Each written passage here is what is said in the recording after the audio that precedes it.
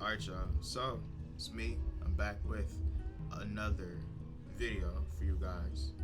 And I was on the internet, I was like on YouTube to be more specific. And I was looking for a video to watch for you guys, with you guys, on a topic I talked about earlier on in my YouTube career, which was like a week or so ago.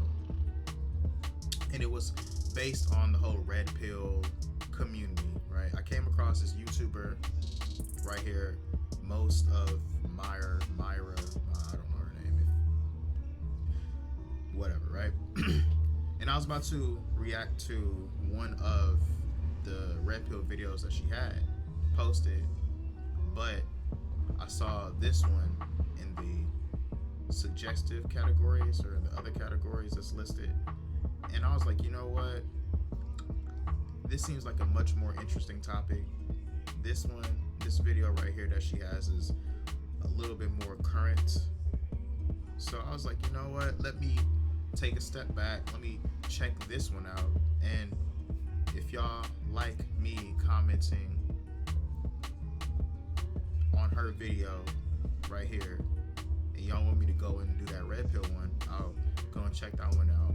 And if you guys don't want me to do it, I probably still might end up doing it, because that's something that is very interesting to me, the whole red pill community. Because like I said, I briefly talked about it, briefly went into it earlier on. And on top of that, it's a woman, it's a female talking about that particular topic. And mostly you always see males talk about that topic. So to get a female perspective on a male dominant type of topic is, you know, always good to have, especially when you want to fully understand how people see that particular community. But anyways, going into this video right here, right, it's titled "Pretty Privilege Isn't a Privilege." Now, I don't know if that's complete clickbait, probably is, or it might be some truth to it. I don't know. I didn't skim through this video. It's my first time watching it with y'all. But on the topic of pretty privilege, it definitely is a thing where you see someone that is much more attractive, and I'm pretty sure there are studies on it, I can't name them, but you see someone that's much more attractive, they have a higher chance of being seen in a positive light when it comes to most things, opportunities, careers, things of that nature. Someone that is much more attractive, much more physically appealing, has a much greater chance than someone who is less attractive, less physically appealing. It even goes back to from what I remember, what I know about it is like babies. Babies are more receptive to someone that they find more attractive than someone that's less attractive, right? So I don't know if she's going to talk about that. And then you always see if I was to play devil's advocate, you see the negatives of it, right?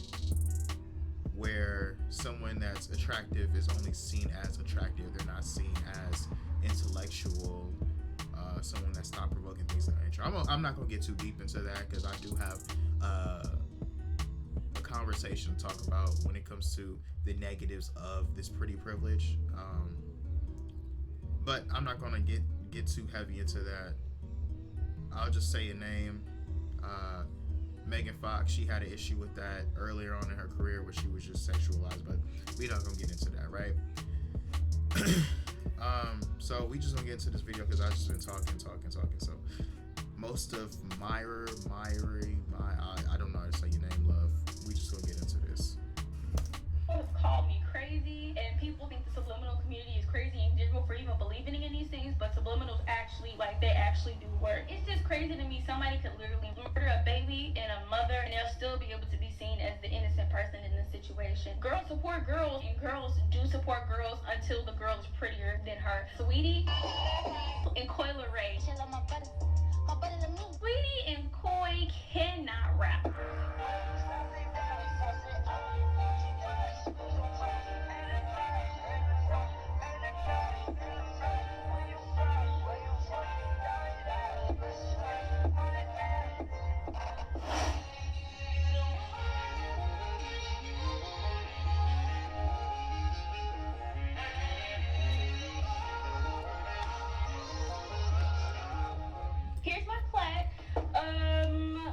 is like a completely different clip. This is like probably days before I filmed my actual video, and I wanted to go ahead and...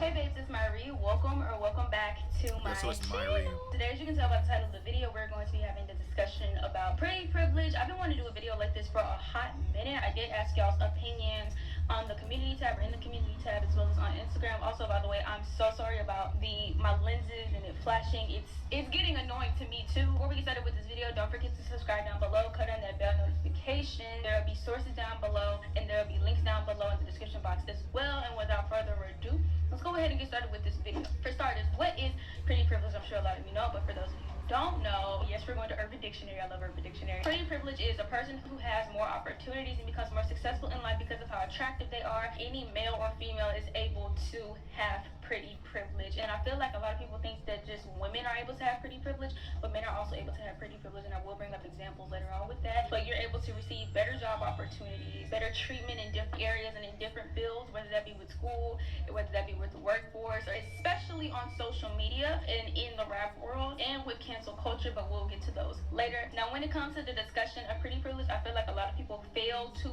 bring up the fact that, well, not a lot of people, but whenever it comes to this conversation in general, some people fail to bring up the fact that prettiness, or what is seen as beautiful, can vary from place to place, from location to location, and from ethnic group to ethnic group. In one area or in one place, big noses might be seen as a standard, where in other places, slimmer noses might be seen as the standard. In some places, having thicker...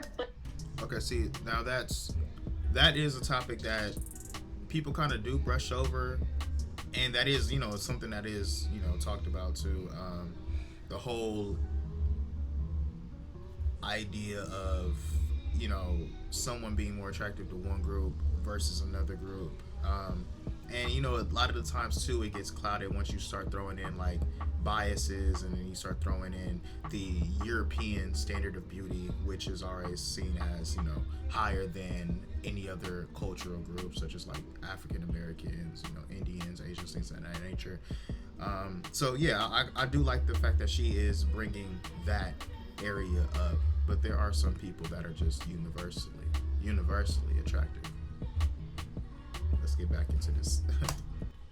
Bushy eyebrows is seen as a standard, whereas having thin, skinny eyebrows is seen as a standard. Or in some places, being fatter and being bigger is seen as a standard, whereas being smaller or thinner is set up as the standard. You get what I'm coming from with this. So this goes into the conversation of different beauty standards around the world. For example, South Korea, what they see as beautiful is an innocent and youthful look, so with bigger eyes, paler skin, smaller faces, and a smaller petite figure. In Mexico, the beauty standard is seen as long, straight black hair, plump lips, darker colored eyes. In Nigeria, the beauty standard is seen as having a bigger butt or more curvaceous body, having a strong, straight neck, white teeth. Here in the United States, which I'm sure a lot of you know about the beauty standard here in the U.S., considering a lot of you are from the United States, and that's the perspective that we're really going to be speaking from today. It's having blue or green eyes, having a curvaceous body, tan or lighter skin, as well as plump lips. You know what the standard is. If you're not from those countries, let me know what the standard of beauty is for you in your country and where you live at, because I'm really curious. And I think you get the gist. Beauty can vary. And this goes into the conversation of beauty is in the eye of the beholder. Like, I like and I don't like this phrase, because yes, it's true, beauty is in the eye of the beholder, and yes, beauty is subjective. Somebody might like bigger noses, somebody might like smaller noses, somebody might like a certain body shape or a certain body type. With this phrase, and the main reason why a lot of people tend to say it is because, well, mainly towards people who are outside of the standard. And with that, a lot of people act like that there isn't a standard in the United States, and that there isn't a certain look that sells when it is a certain look that sells. And this is when a lot of people tend to say this phrase like, oh, don't worry, everything will be okay, beauty is in the eye of the beholder. I think that statement, beauty is in the eye of the beholder, has become much more relevant, because it's this push for inclusivity when it comes to a lot of different cultures, especially when it comes to just media and things of that nature, and then that has crosses paths with beauty, attractiveness, of course, right? So what was seen as non-attractive back in the day is being pushed to be a little bit more attractive, especially when it comes to groups that are not that do not fit the typical European beauty standard, right? So now you see more people saying that this particular group is attractive, right? When back in the day, or this particular look is attractive, when back in the day it wasn't, especially when it comes to US standards. So that whole statement, beauty is in the eye of the beholder, like I said, is becoming more and more prevalent now, more relevant now, because it's more of a push towards that. Let's get back into this video.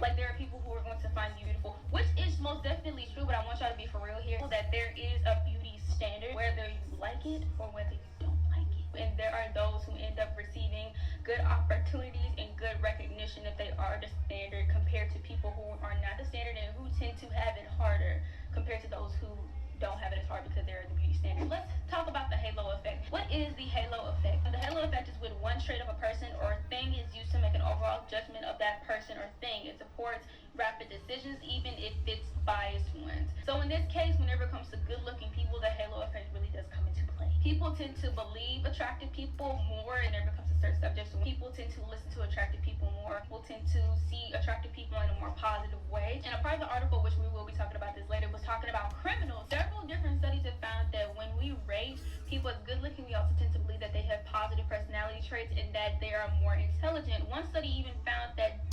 Bro, she brought up criminals, and I instantly thought of this one guy, Jeremy Meeks. You know what? I might post a picture right somewhere here, but if you guys do not remember, it was this criminal, right? He was in jail. Mugshot came out. This was some years back. Mugshot came out, and the internet went crazy. All these women went crazy over this guy, right? And they ignored his criminal charges and only paid attention to how attractive he was, right? And it was to a point where he eventually got out and he got all these opportunities, these modeling opportunities. And it's crazy to see that people will ignore what you've done, because I think he had some crazy charges, something like insane, like what, like, dude, go to jail. But people were just so like infatuated with his appearance that a lot of people just ignored that. So when he got out, they were just like, yo, here you go, here you go, here you go. When the majority of people, that doesn't happen to. Matter of fact, I remember at that time there were other mugshots that came out as well of different criminals, and they didn't get nowhere close to as much attention as that guy got. That's one of those stories that just proves that there is a privilege to being very attractive, and at times it could kind of lessen the wrong that you've done or completely negate the wrong that you've done in the past. jurors were less likely to believe that attractive people were guilty of criminal behavior. And I feel like the criminal category is one of the most interesting, and it's crazy how this effect goes into hand with this, and not even just with jurors, but with regular people in general, and people who are not in such a position. They do talk about how the halo effect has an effect in the educational world. Teachers will treat a student a particular way. If a student is attractive, teachers will be more nice to them, whereas a student isn't considered attractive by the teacher, they'll treat them in a mean manner. Yeah, but teachers shouldn't be too nice to them. You know, it's been a lot of cases where these teachers have been extremely nice to these students, and they wind up locked up. And you know, I think you guys know what I mean when I say extremely nice to that individual student who is attractive. Let's get back into this. Way. Say, for example, when it comes in the workplace, and a lot of y'all talked about this as well, and some of y'all even said this as well. Say, for example, when it comes to you being a server, I used to be a server myself, I would get more tips because people considered me attractive. Or how the halo effect goes into marketing. Companies do this and use. Shoot, I got tips because people felt sorry for me. That's the only reason I got tips. I don't think I got tips for looks. I think I got tips because people, that's why my face is blurred out. I don't know what I look like. You know, we gotta keep that. Because if I showed y'all what I look like, y'all probably just gonna click off. But for real though, I was getting tips because people was just like, man, we see the pain in your eyes, bruh. Here you go. We feel sorry for you. And hey, I mean, a lot of people would be like, I don't want your money for that reason. But hey, I live in Cali. I gotta get as much money as is presented to me, man. I gotta live, baby. This all the freaking time. This is why they choose certain celebrities or certain influencers to be the face of their brand because of how attractive that celebrity or that influencer is. And it works. Let's talk about pretty privilege in the rap world. There are two people who come to mind when I think about pretty privilege in rap, and I'm sure y'all already know. Sweetie and Coyle Ray. I don't know about Koi. I'm not really into her look. She looks too bony for me, but Sweetie, definitely top tier, very attractive. And you know what? She has a lot of, you know what's so crazy? I always hear like a lot of singles from Sweetie. I don't know if she has a full length album. I always hear like a lot of singles from her. The songs is cool, but either way, she gets a lot of looks. She definitely gets a lot of looks. Pretty privilege definitely might come into most. Definitely comes into play with that, but then also too, there's a lot of other attractive female celebrities who don't get the same looks as she gets, but you know, a lot of it is definitely who's backing her up. So you have to consider that too, like who is behind her when it comes to like management, the label she's on, PR team, things of that nature. So you know, with celebrity, definitely pretty privilege does come into play, but you also have to have other players in play for it to ultimately work. So I don't know if she's gonna get into that, but let's get back into this. Sweetie and Koi cannot rap. I feel bad for saying this because they do way better than me. I cannot rap to save my life. And their music is catchy. I'm not about to sit here and lie. But for the most part, they cannot rap. They don't sound like, they aren't as good as Missy Elliott or Nicki Minaj. And I don't mean this to be mean because I know people love Koi and people love Sweetie, but it's the truth. The thing is, the main reason why that... I mean, I don't think that's a strong enough argument these days, because if you're looking at it from like, you know, like I guess lyrical standpoint, I mean, a lot of people, males and females, aren't as good as their predecessors, like lyrically, right? But they still get a lot of looks. So I don't know about that one. They're successful is because of their image and how pretty they are. And Sweetie especially tends to have a lot of sex appeal. Now Coyle Ray really hasn't, at least I couldn't find anything when I tried to find stuff. She hasn't talked about pretty privilege, but Sweetie has. I want y'all to hear what she had to say with this interview, and I'll let y'all listen to it now. It's definitely pretty privilege.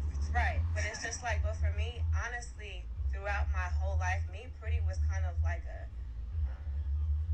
it was a way, it was kind of, how do I say this? It wasn't a privilege for me. I was judged. Rumors were made up about me. And it was kind of always working against me. And it's just like, for me, I never thought of pretty as glamorizing my... Y'all think she lying or not? Y'all think she lying or not? Because you know what? I can probably think of... I don't know. I think, you know, because I think when someone's over-sexualized, then it could be an issue. I think with pretty privilege, to some extent, it hits that border where it's like, all right, you're now seen as sexy, and then that then becomes like over sexualized. That's where like the way you present yourself in certain instances is going to put you in a place where people think negatively about you. Like, for example, right, she brought up the whole school thing. I guess for me to better elaborate on what I'm trying to say, right, giving an example, like, you know, it will be the way that a certain girl presents herself that rumors about this girl can start when it comes to this girl being sexually active with like a bunch of guys. And it'll be like the way that she looks at people, or the way that she talks to people or says certain things. And of course she has to be attractive, but that extra factor puts her in that she crossed the border, crossed the line type of category where she's like now over sexualized, and then the negative stigmas come behind that. So I don't know if that's what Sweetie's really getting into. I have no clue, especially because I don't think she's going to speak anything about what what her past was like, but I think just to kind of take away from that whole pretty privilege thing, because you know that's typical PR stuff when it comes to like celebrities, especially female celebrities. When they talk about, you know, their attractiveness, they don't want to say, they don't want to be like, oh yeah, of course I've had, you know, privilege for being attractive. They always want to highlight the negative. They'll probably brush over the privilege for being attractive, but they definitely will talk about the negatives about being attractive. So let's get back into this. Existence as a human being. Now, as you heard, she said that it wasn't a privilege, hence the title of today's video, kind of, sort of. I'm not about to sit here and try to like diminish her feelings or diminish her experiences, because those are her experiences, and I can kind of understand and see why she was hesitant to say what she wanted to say, because people really like to think that whenever it comes to pretty privilege that there aren't any cons. There aren't as many cons as there are pros, but there are some cons to pretty privilege, and we'll kind of sort of get into that later. However, with this, I feel like she was mainly talking about her life before she became a rapper, because if you really look at it and break it down for real, like we can be 100% honest here, pretty privilege has gotten Sweetie very far, especially in the rap industry. And yes, she did accept the fact that she has pretty privilege. You can look at women like No Name, who's also a rapper, and Tierra Whack, who's also a rapper. They're really good rappers, and they're better rappers in my opinion to Sweetie. But if you look at Sweetie, if you look at No Name and Tierra Whack, you notice that their images are three completely different images, and they're the complete opposite of each other. Sweetie is considered as the beauty standard within the rap world compared to Tierra Whack and No Name. Not only that, Sweetie, like I had mentioned before, has sex appeal. She has the body, whereas Tierra Whack and No Name really don't show off their bodies. Like I said, I'm not. See, I think it's more towards the sex appeal.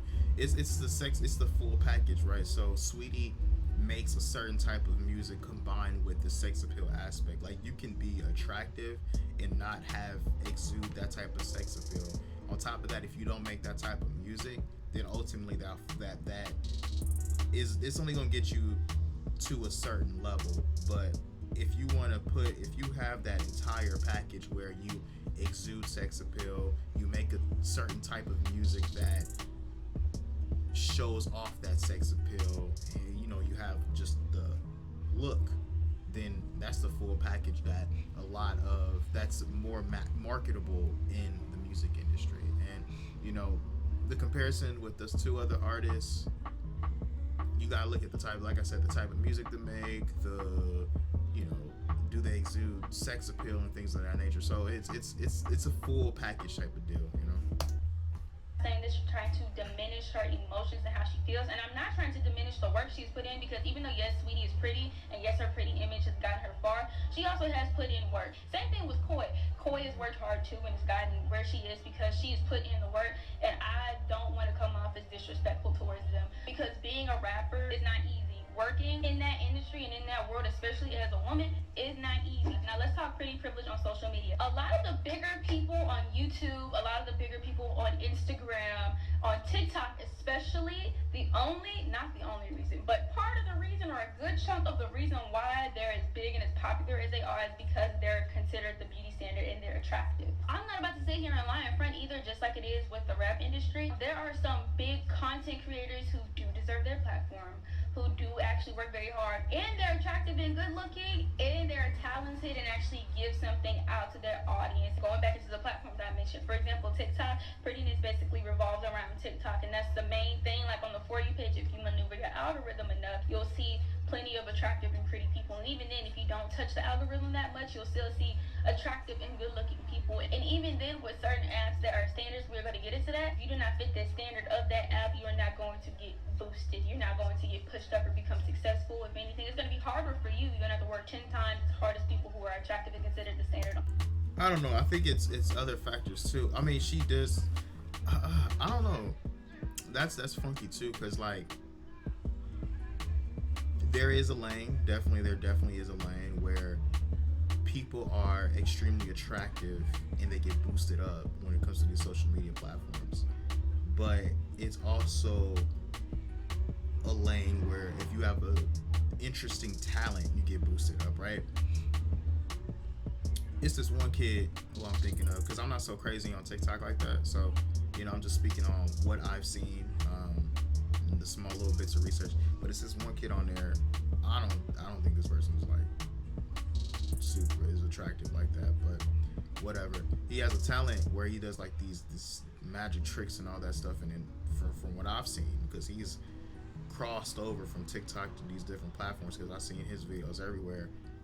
He's pretty blown up. So I think it's a talent thing, and then also it's a lane where it's about affiliations, right? If you are associated with certain people, it'll blow you up, right? Like if you are over here doing videos with like Jake Paul, or you have videos where you're hanging out with like, you know, some of these big social media stars, and that'll put you into a lane, right?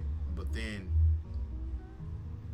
the question then is, that person that you got the clout off of, do they fall into that pretty privileged category? Like, did they blow up off of that stuff? I don't know. I probably will have to do more research on that. It seems like she's done a lot of research on it, but just off rip, I can definitely see a lane for the pretty privileged shooting you to the top, but then also the other factors such as, you know, talent and affiliations.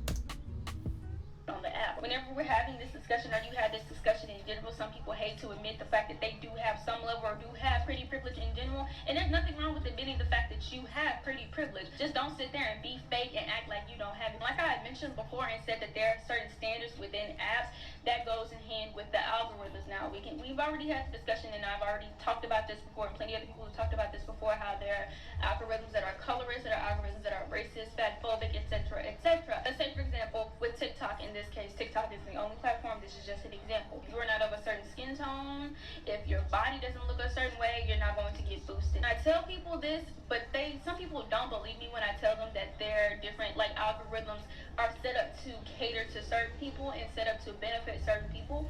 And they're just like, oh, well, my algorithm looks like this, or my For You page looks like this, or my recommended page looks like this. And I tell them, yes, that's true. That's your page, and your page does look like that because you've been on your account for a long period of time. The algorithm ends up picking up what you like and what you double tap on, and it shows you content like that. And you're maneuvering the algorithm and manipulating it. Whereas if you were to go make a brand new or bare account on any platform, or that be on Instagram and seeing the Explorer page, YouTube seeing the recommended page, and TikTok going through and scrolling through the For You page, is going to be nobody but people who are considered the standard and considered attractive, and they're the main ones getting boosted, and the main ones getting the attraction with millions of likes, millions of follows, millions of comments, millions of shares. Let's go into cancel culture and how the beautiful tend to benefit from cancel culture. Yes, they sometimes get some hate and get backlash from people, but for the most part, it's not as bad for them as it is for someone who might not be considered the standard and have grown and worked on their platform. And if they were to get canceled, it'd be awful compared to somebody who is of the standard of beauty. People will still support them. People will still fight. Hey, cancel community is a lie. Cancel culture is a lie. People get canceled for like 2 seconds and they come right back, man. You see so many like celebrities who are not attractive, they get canceled and they're back at it again. You know, it's probably, you know, I'll give you credit. It's maybe like 1 or 2 out of like 500 people who've been quote unquote canceled, and they have not been able to come back, right? But for the most part, if you got a certain level of clout and you get canceled, it doesn't matter how you look. You eventually gonna come back. Just give it some time. That's all. Follow them, people who still watch and like their content and even share their content. Companies who still want to collaborate and work with them. So when it comes to cancel culture, it's very much inconsistent, because sometimes the canceling does work and sometimes the canceling doesn't work. But the thing is, with cancel culture as a whole, hard to try to cancel people sometimes, because there will always be a small section or a small portion of people that will still have support for that person, whether you like it or not. Look at people like Little Huddy, or look at the Tony Lopez and what's the other boy's name? Tony and Child, I don't even remember their name, but you know, the Lopez brothers and their pedophile behavior. They still have large amounts of followers on all of their platforms. There are people who still comment, still people who still interact, and companies who still collaborate them, even though they've gone through these situations. That just goes to show that cancel culture doesn't actually work, and cancel culture really doesn't work for the beautiful. And not only that, I really think that, this is my opinion, that cancel culture really tends to be worse against women than it is men. Something else with these creators, the male creators that I just named before, and there are plenty more you can probably look up and find too. A lot of their supporters are really 12 to 15-year-old girls, and that's the reason why that their platforms are as big as they are, because those 12 to 15-year-old girls think those guys are good looking and attractive, so they're still going to support them. They don't care what they did. Like, they don't care. They just see a handsome person or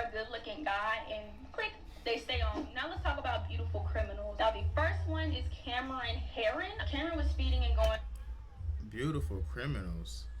Wait, let me go back. He's considered beautiful? Let's talk about beautiful criminals. Now, the first one is Bro, his eyes look crazy. This guy's considered attractive, I guess. Oh, you see, I'm a straight male, straight heterosexual, but I'm comfortable enough with my sexuality to say when a male is attractive. And based off of this mugshot, his eyes look crazy. Like, this guy, he looks insane. Maybe the other features, because the jawline, you can see that, and I guess somewhat symmetrical face. I don't know, but those eyes to me looks crazy. So that's not the. See, I brought up a criminal earlier. He nowhere matches that guy's profile. Okay. Cameron was speeding and going 100 miles per hour. While he was speeding, he ended up killing a woman and killing her child, who was a baby. Cameron was 21 years old at the time. He's been sentenced to 24 years. Through this, from the looks of it, he seemed to have garnered a cult following, and it's a freaking mess. I decided to go on TikTok and look up on this mess, but he did gain a big following on TikTok as well as Twitter. But y'all. Yeah, but I mean, he's in jail. Like, it doesn't matter if he has the following. Like, this dude's locked up. Now, I feel it's a situation where, due to his following and certain people supporting him, he was able to get like a really good lawyer because of donations and things of that nature, and it shortened his sentence like tremendously. Like, he's gonna be out in like 4 or 5 years type of shit. Then that'll be a great example, and that'll be a huge issue.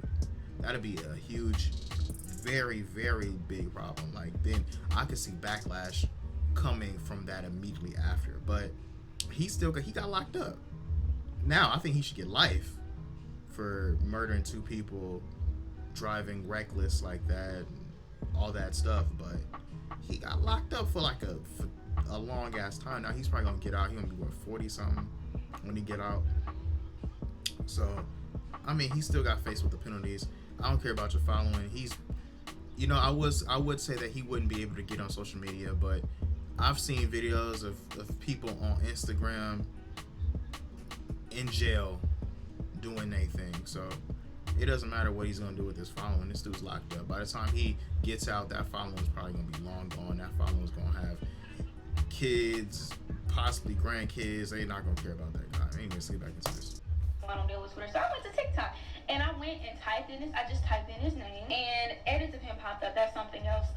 The 2 men I'm about to talk about, people have hella edits of them on TikTok and on social media in general. So let's look at a couple of the comments. He's not criminal, just accident. Justice for Cameron. It wasn't Cameron's fault. He had made a mistake, and it was their fault for getting themselves killed. The mother walked into the middle of the road. And the thing is, Cameron was warned multiple times before to stop racing. He didn't murder them. It was an accident. He doesn't deserve that. The pain his parents are having, their baby boy is having most of his life in jail. He doesn't deserve this. This makes me cry. He needs a second chance. The second criminal. Yeah, but if you look at the profiles of all those girls that commented, they little fucking kids. They're dumb. Just plain and simple, they're fucking stupid. Like, come on now. I'm pretty sure if you was to present them with that scenario that affected them, then they'll have a different perspective on it. You'll be like, oh, they killed your mother and your sister. Then I'm pretty sure they're gonna be like, yo, give him the fucking book. These are kids. They don't matter. Their lives. His name is Jeremy Meeks. I'm sure y'all already know. Jeremy basically went to jail for robbery. Now that's the guy I was talking about. Jeremy Meeks. That guy, you see his criminal record, and then you see all the opportunities he got after. That's what I'm talking about. You got some opportunities after. So, I don't know if it really had an effect on his case when it came to him fighting his case. Like I said, if he got any like lawyers, like a GoFundMe that pushed him to get good lawyers for his case, and he was able to shorten his sentence. But I know damn well for a fact after when he got out, he was killing it in the modeling world. Crazy. And assaulting a 16-year-old while he was 18, and he was in prison for a good chunk of time, and eventually he got out in 2016. Now, in 2014, Jeremy's mugshot, if you literally type in light-skinned felon, I'll put the screen up over here, he literally pops up. Like, y'all seen this. I remember this back in 2014. And he ended up getting a following, just like Cameron had gotten a large following. So while he was in prison, he was getting fan mail. He said he was getting like 300 to 400 letters worth of mail, and he would open them and read them all the freaking time. And it would come in like in large amounts each and every single day. Once he got out of prison, he was getting interviews. He was set once he got out as well. So he got a modeling gig with White Cross Management in Los Angeles, California. He also has fan pages. His fan pages are still up. It's edits made of him as well all over TikTok, and I'm about to read some of the comments that I saw underneath some of the edits. Mama, I'm in love with a criminal. The mugshot hits different. So effing gorgeous. He's so hot. Y'all leave my daddy alone. Did he just look at me? Like, it was just basically comments like that all over the place. It's crazy that due to the fact that you're good looking, that you'll be able to get away with stuff in the eyes of people who see you attractively. I don't know if he really got away with it. See, you got away with it when it comes to public opinion, right? But when it comes to the actual justice system, that's a different case. Now, his case is less severe than the other guys. So, you know, when he got out, he was able to monetize off of, you know, his looks. But the other guy, I don't know. Shit, when he get out, man, I don't know, coach. You just got to wait and see. Well, I'm not waiting. I'm gonna have too many things to do in 20 years. Come on, bro.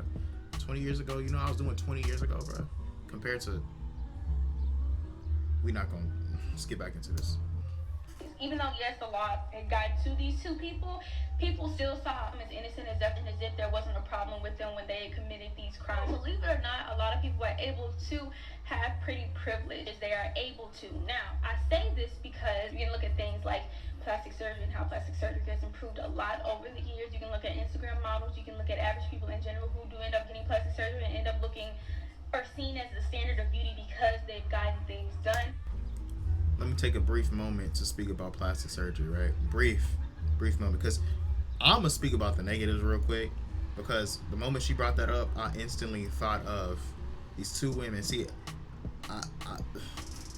my last job, saw these two women. They come in, and they are the definition of plastic surgery. They got so much surgery, they look terrible. They look like witches. If you gonna get plastic surgery, don't go too far. That's my advice for y'all. If you're watching this, don't go too far. If you want to get it, just get little stuff, nothing crazy. Because the moment she brought up plastic surgery, because this recently happened, well, not recently happened, but anyways, it popped up in my head, and oof, those girls look like, wow, terrible, absolutely horrendous. Like what I'm pretty sure what they look like before they got the surgery was complete 180. They look like now. They got so much surgery. They look terrible. Anyways, let's get back into this.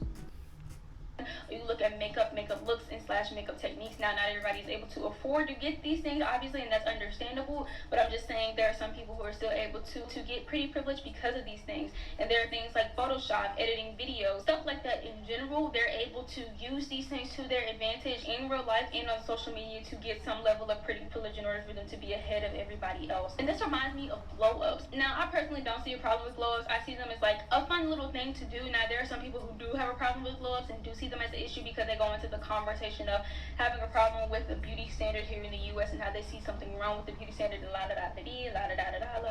just see it as somebody or people in general having fun and want to do or have like a little makeover. Point is, glow-ups are pretty popular and people do them all the time, and it's one of the trendiest videos here on YouTube. It's big all over TikTok because you have to be pretty to even blow up on TikTok, and it's big on Instagram Reels as well. And then this reminds me of the subliminal community, or just subliminals in general. Now, if you don't know what subliminals are, it's just that where there's music and underneath the music there are affirmations, certain sayings that they're just being repeated over and over and over and over again, and people listen to them all the time when they're doing their day-to-day lives, when they're going to sleep, especially, and when they wake up in the morning. Like, they're saying it out loud, but it's underneath so you can barely hear it. Your conscious may not be able to hear it, but your subconscious can hear it, and that's why people listen to it, because over time your subconscious constantly listening to that over and over and over again, and it loves repetition. It's going to end up believing that, and it'll transpire into the physical. Now, people have called me crazy, and people think the subliminal community is crazy in general for even believing in these things, but subliminals actually, like, they actually do work. And the subliminal community has grown a lot over the past couple years here on YouTube. I remember there was a whole entire discussion on this a couple years ago too. There's basically subliminals for anything. There's subliminals subliminal for your nose shape, or how big or how small your nose is, your lips,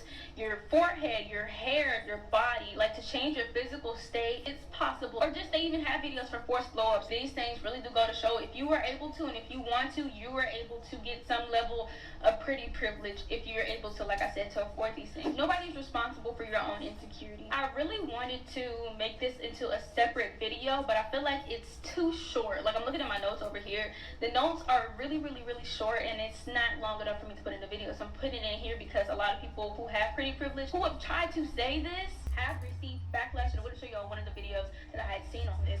This does tie into pretty privilege, and when pretty people are faced by people who are not quote-unquote seen as a standard, and to project their insecurities, tend to project their jealousy, their bitterness towards you because you are seen as a standard and they are not. And people do it all the time on social media platforms, whether it be with your eye color, your hair type, or your body type. An example, a perfect example when it comes to this is Doja Cat. I'll put the picture up here. Doja Cat had lost weight, and I don't really keep up with Doja Cat like that, but she does look slimmer compared to the last couple times I actually seen her on social media. But she does look slimmer. As you can see, her waist is small, her upper body, like, she has like an hourglass shape. I went and looked into the comments, and I'm gonna read a couple of the comments out for y'all so y'all can see what was said in the comments. Why does this look so photoshopped? You're joking with this editing, right? I mean, it could be edited, it could be Photoshop, whatever, but I'm pretty sure when she was heavier, she was getting the negative comments as well. Like, she probably was maybe like, I don't know, I don't pay attention to this girl, but just hypothetical, right? Maybe she was like 10 pounds heavier. You know, there's probably people in the comments talking about her being overweight, fat, things of the nature, where it's like, bro, she's still thin. So, I mean, you can't really pay attention to this. You just gotta, just take it with a grain of salt. Just keep it going, right? But, talking about this, I think that was the first thing I was thinking of when she said that she got lost weight and she posted that picture. Of course, that's typical. That's the go-to. Photoshop, edit it. Now, like I said, it may be Photoshop, it may be edited. We don't know. We will have to see her in actual person and compare it to the picture that she posted. But, Well, if y'all body shaming her, do still look good. AF mad because she ain't botched like y'all's face. These ain't it, Doja. Hurry up and take the picture, Rebecca. I can't breathe. Like, this person was basically mocking her.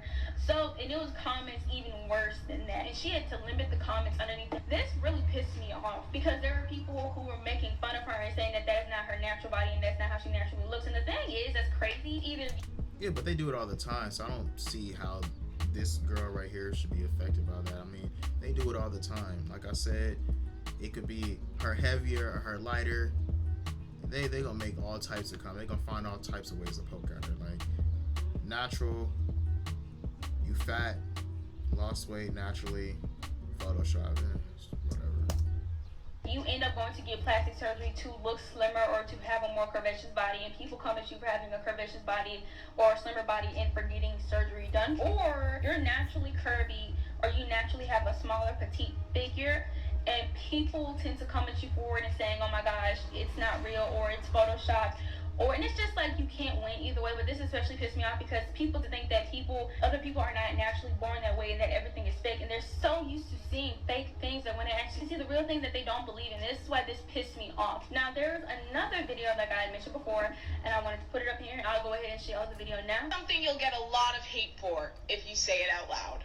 So I know we're dragging the Kardashians, and it's very in now to have this like performed imperfection on the internet.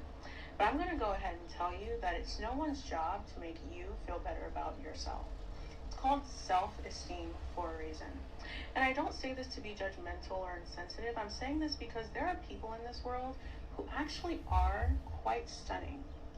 And they look even better in person. Like, people who are so good looking that their photos don't even really do them justice. Now, what happens when you meet those people in real life? I'll tell you what happens. A lot of the time, because we're not used to being in charge of our own feelings and emotions, what happens is you start to subliminally try to tear that person down to feel better about yourself. Yeah, but I mean, if you're not going to say it to the person's face, that's my thing. Like, if you aren't bold enough to say it to the person's face when you see that person, Does your opinion online really count? Because you can say the most online, but when you see that person face to face, what are you gonna say? You probably gonna fan out, especially if they got a large following. You probably gonna fan out, take photos of them, or try to take photos with them, the whole nine. And if they turn you down, that's when the hate goes back into your mind, and you might shout something out while they're walking away, but that's the most. You're not gonna like directly say it to their face and try to stop them and all that buffoonery. So. Let's work on self-esteem. She's telling the truth. I'm even guilty of saying people have problems and issues, and I blamed the beauty standard. I blamed social media. I blamed certain people in general for when it comes to the beauty standard and why people are insecure. But at the same time, and like I'm going back on my word now, like I'm letting y'all know because I've changed my perspective and my opinion on this has changed a lot over the past couple months, especially as a consumer. You are responsible for what you consume, what you take in, who you follow, who you watch, what content that you take in as a whole. You're able to control and manipulate your algorithms. You're able to control who you follow and who you don't follow. You're able to control what you like and what you dislike. So with that being said, you should be liking things that actually make you happy, that make you feel good about yourself, not things that make you feel insecure. And you sure as heck shouldn't be projecting your insecurities onto that person or telling that person that they need to put a trigger warning for their face or for their body, because that's most certainly happened before on TikTok, where there was a skinny girl. She had posted and put it up a picture and a video of her body. She felt cute and people were like, oh my gosh, you need to start putting trigger warnings. I'm just thinking, dude, nobody cares about your trigger warnings, especially in the real world. But bro, they do that for the heavier set girls. I'm thinking of the time they posted it. It was this heavy set girl in a bathing suit, and she was talking about how she lost weight, but she was still like a big girl. And they shit on her so quick, they tore her ass up. But it's just the internet. You could have an amazing photo, and somebody will find some negatives in it. So this whole segment that she's getting into when it comes to social media, I think it's just ultimately based on the perspective of the person who posted it. If they're negatively affected by it, then that's on them.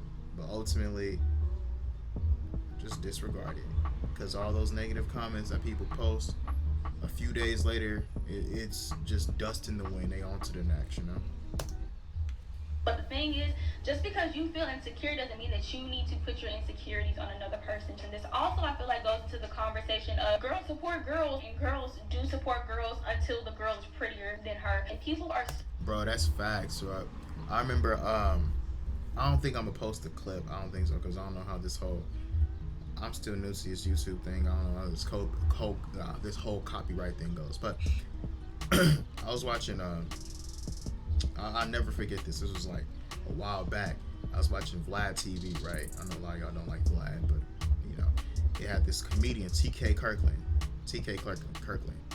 and I think he was on Vlad. But either way, it was a TK Kirkland interview or conversation, and he was all like, "You get a room, you put 12 women in there. By the time everything's said and done, and they, talk to each other after a few hours, 10 out of the 12 women aren't going to like each other." There was another comedian that had this special Women Hate Women. That was his one of the little segments. I think that's what they're called in comedy. But Women Hate Women. That's the thing, man. That's because it's certain things I've noticed in the workplace. Now this is just based on my experiences. But it's certain things I've seen in the workplaces that women do that men don't do. And I've seen women are a little bit more catty with each other, So y'all may be upset about that. May have some issues with what I just said, but it's all based on experiences. So I'm not saying it's facts. I'm not saying that it's factual, but all opinionated based on things I've heard from other people, comedians, interviews, celebrities, things of that nature, and just stuff I've experienced myself. So insecure and will project it and put it onto you, whether they know it or not. Now, I'm not going to sit here and lie. It's a process of trying to learn to love yourself and learning to accept your body for how it is, or accept the way that you look as a whole for how it is. is. It's a process, and I'm not trying to neglect that, but all I'm saying is you still have control as to what you consume. I take it back. This might could have been a video of its own. This conversation could continue in the comments down below if you want to continue the conversation down below in the comments. But I just want to hear y'all's opinions and thoughts on that, because that woman had gotten a lot of backlash for saying that. There are more pros than there are cons to pretty privilege. And this is the shortest section out of all the sections. People try to, and I hate it when people, pretty people in particular, I hate it when some pretty people try to make it seem like, oh, it's such a burden that I'm so pretty, when it's just like, girl.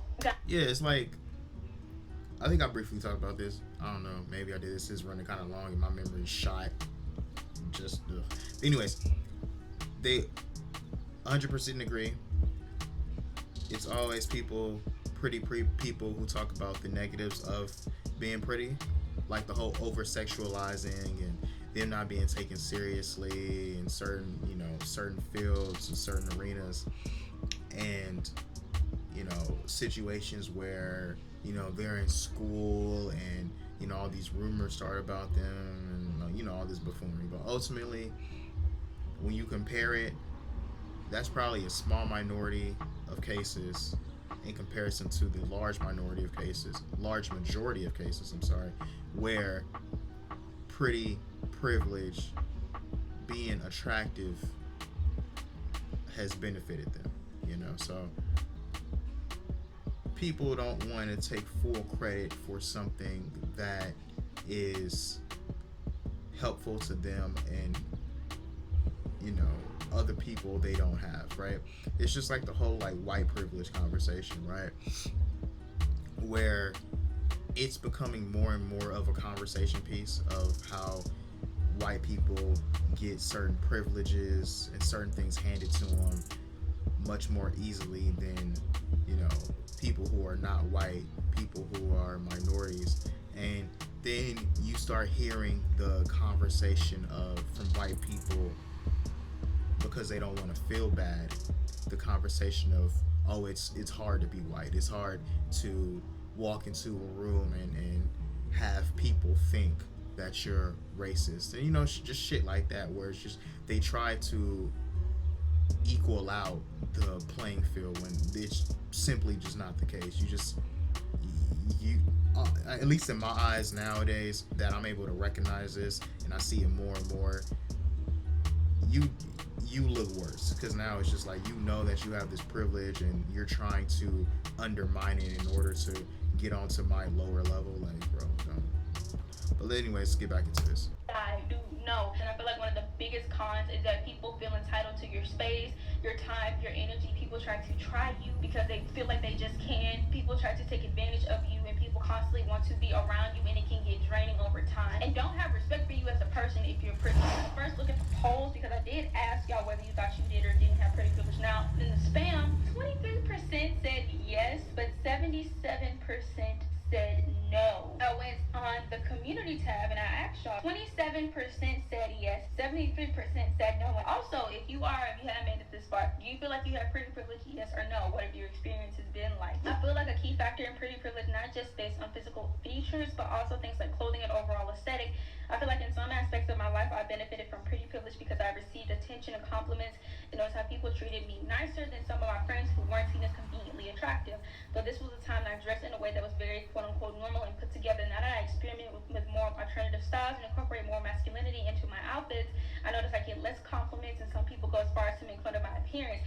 I think that's kind of interesting how much clothes play a part, because I still have features that are considered the beauty standard nowadays in terms of my body shape, complexion, and facial features, yet it seems I'm deemed as less attractive now. Now, when I looked at this comment, I was thinking I didn't even take clothes or aesthetics into consideration. Clothes really do play a part. It really depends on who you ask. If I'm in a room with only average black people, then yes. If I'm in a room with average white people or foreigners, no. It also depends on my hair mode, but also what I am wearing in makeup. Like, yes, those are the technicalities, and I wanted to bring and incorporate people's experiences and being in different locations where they wouldn't be considered the beauty standard. Because say, for example, if you're a black person and you go to a PWI, a lot of black people have had hard experiences whenever it comes to their self-esteem, when it comes to their overall appearance. They don't feel as attractive or feel like they look good because it's mostly white people that they're around, or people have grown up in a predominantly white area and they're a person of color in general, or a black person or indigenous person, and they feel ugly because they aren't seen as a beauty standard, or other people who are white do not consider them as pretty or attractive or even want to try them. And even then, when it comes to living in areas like that or being around non-black people or like non-POC, people will try you and comment you, not because they truly consider you as interesting and attractive, and because they want to get to know you. People will go towards you because they see you as a fetish, or they have a fetish. I know I don't have it. Being a dark-skinned black girl, for most guys, you're automatically seen as not attractive.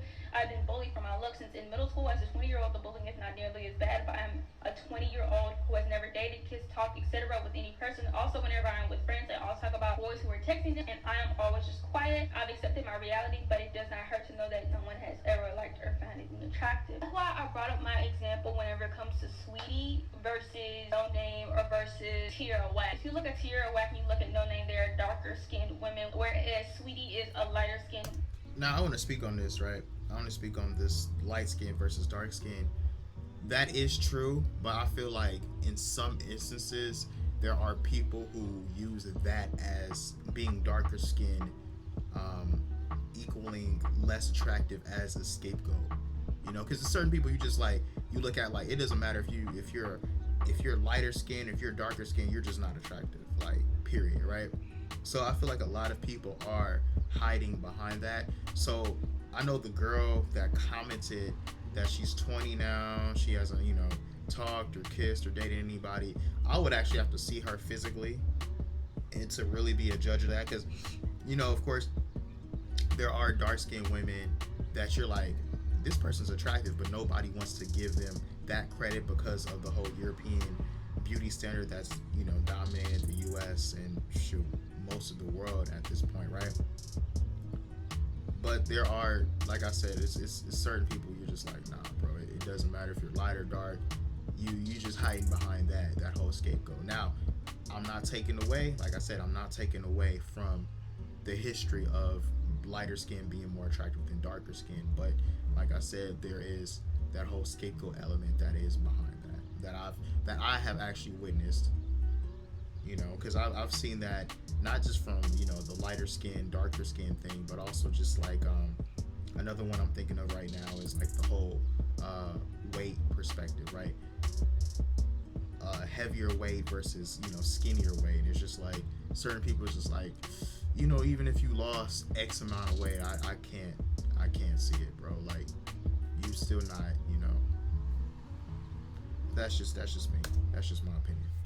Biracial woman, a looser hair texture, and she's considered as the beauty standard in the black community, whereas Tierra Whack and No Name are not considered the beauty standard. And that's why I said beauty can, of course, vary from ethnic group to ethnic. I think pretty privilege is something we all have. Why? Because like someone else here said, we all favor pretty things, which is true. It is true.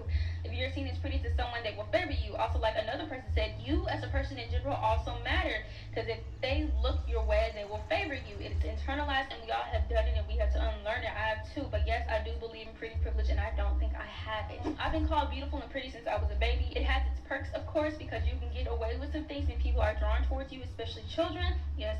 But of course, there are disadvantages, because I can sometimes base my self-worth on how I look despite having intelligence and other talents. Although I'm a dark-skinned woman, I do think I have it. Guys have always noticed me, and I've always gotten my way. Men of all races will go out of their way for me, and I have not had the feeling of being looked over and or guys not liking me or complimenting me. To be honest, I liked being noticed and people going out of their way for me, especially when I was in the military. I know that sounds very shallow, but that's my experience. It was not always like that, especially when I was young. The guys I wanted never wanted me or thought I was good enough. They always wanted my friends, but once I got older and filled out a bit, it was way different. I understand that, because when I remember when I was younger, I was literally considered like the ugly duckling of like the group. I know I have white privilege, I know I have thin privilege, and I know some people think that's enough to be pretty, but I don't think I have pretty privilege. I'm often bullied from my little school, working online, and I struggle with my confidence because of that. And noticing the differences in treatment of me and my super pretty friends, I'm definitely treated differently, and it's irritating because I'm easily able to tell behavior differences, which doesn't help my confidence. Not only that,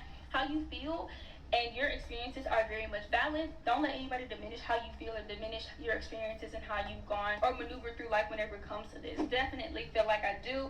There's good sides and bad sides to it. Easy to get away with things, but hard for me to maintain friendships because people always assume things about you and won't leave you alone half the time. It's a very weird and surreal feeling as you get older because, well, life is all about looks, and Sadly, it is. It's for the sight or dehumanize sometimes. So as you get older, people obsess about their looks so much so that they forget their flaws. No one wants to be regular anymore, and I miss the authenticity. Let's go to Instagram. Now, the Instagram comments, these are only a few of them, but some of y'all were just all over the place, child. Somebody said men buy me stuff, and y'all aren't the only one who had said this. There were a lot of girls who were saying that men buy them things all the time, or just like offer them things all the time because they're pretty. Men are a lot nicer to me than my friends, but I also believe it's because I'm curvier than them, and I feel like, yes, your body, not just your face, but your body does play a part in that as well, most definitely. People have just been overly nice to me and even tipped me more. If you are a waitress or if you are having to interact with people, pretty privilege does come in handy because you end up getting tipped more. I do, kind of. People have been more nicer and friendlier with me, and I don't know, it made me kind of uncomfortable, and that goes into hand with people constantly wanting being around you and being in your space, and it can be uncomfortable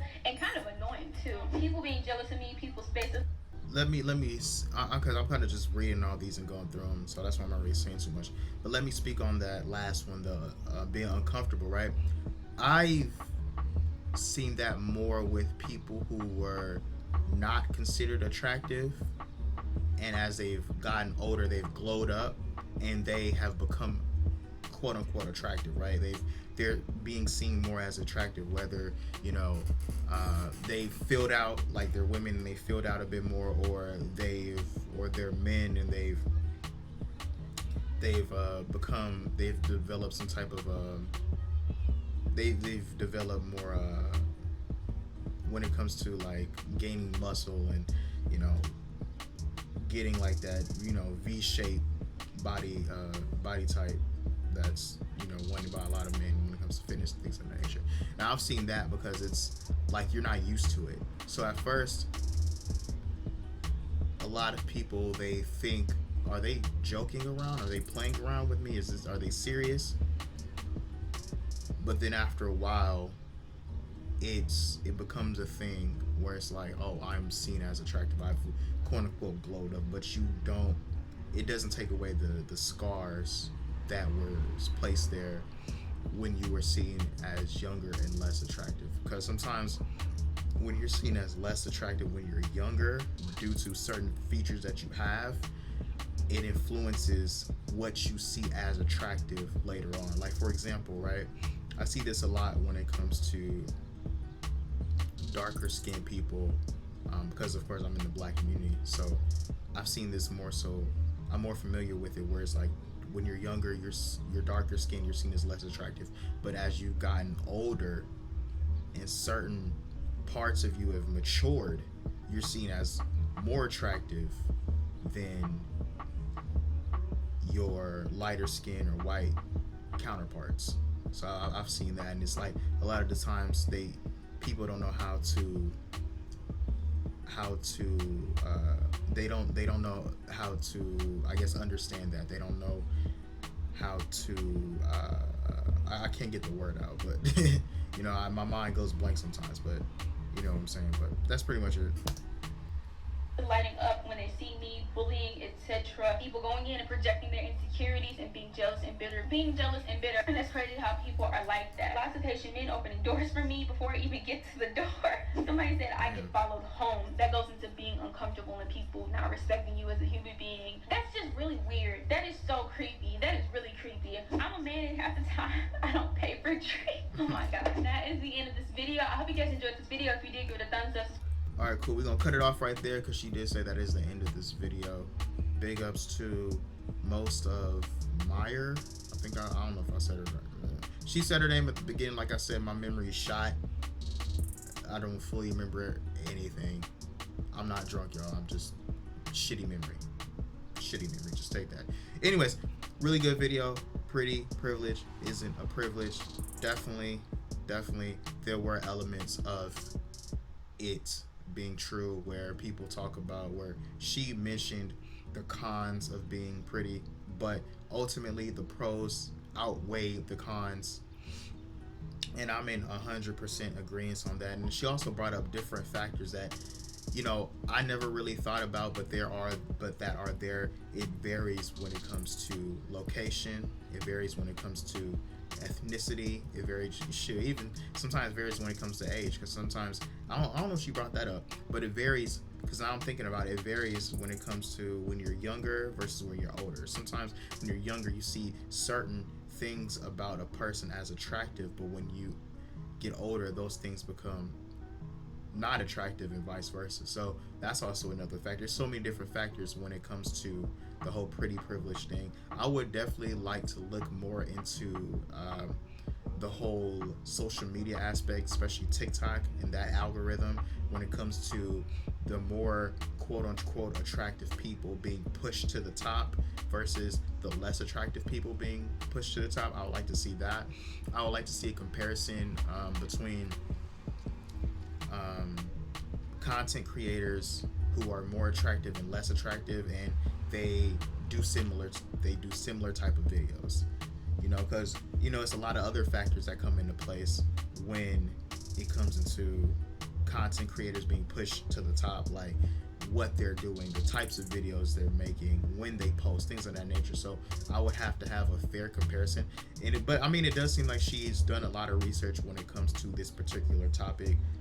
Definitely interested in looking at the other videos. I mentioned that I first saw her pop up when I was looking for a red pill video to go into, and I probably still, like I said, I most likely still will do that video. Because I was entertained. This is a pretty long video, and I'm usually the type to cut the video off midway through at a certain point. But even when she was reading off the comments, I was still intrigued to see what other people said and the pieces of information that she's gathered and posted on here. So big ups to her. Tell me you guys' thoughts down below. Have you guys experienced pretty privilege, or even DM me your thoughts on that? Have you guys ever experienced pretty privilege? Have you seen pretty privilege vary, and how different does it vary when it comes to different groups of people? Have y'all seen the negatives? Do the negatives, in your opinion, outweigh the positives, and why? I just want to know. Very curious about this topic. Me personally, I don't think I've experienced pretty privilege. I don't know. Like I said, I did work in like a customer service type of position at one point, and I was getting tips, but that was more so because people felt sorry for me. They saw the hell I was going through, and they was trying to slide me a little extra, and I was not supposed to take it, but I took it anyways on camera. That's just me though.